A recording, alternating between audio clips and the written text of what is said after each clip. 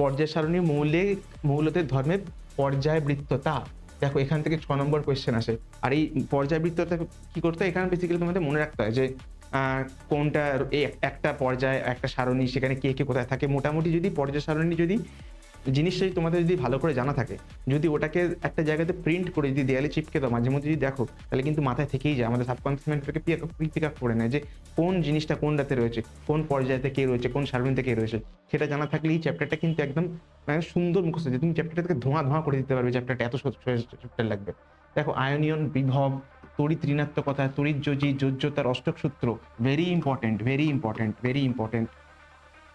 তারপরে NeNaCl, ion, ক্ষার ধাতু, NaCl, HCl, N2 অণুর গঠন, এই সমস্ত কোয়েশ্চেন এবছর টেস্ট পেপার থেকে এসেছিল। সেই টেস্ট পেপার থেকে প্রত্যেকটা চ্যাপ্টার থেকে আমি খুঁজে নিয়ে একটা জায়গাতে আমি কোলাপ করেছি, এবং সেখানে সেই পুরো জিনিসটা তোমাদের হাতে তুলে দিচ্ছি মাধ্যমিক থেকে যখন মাত্র 2 সপ্তাহ কি সেই সময়।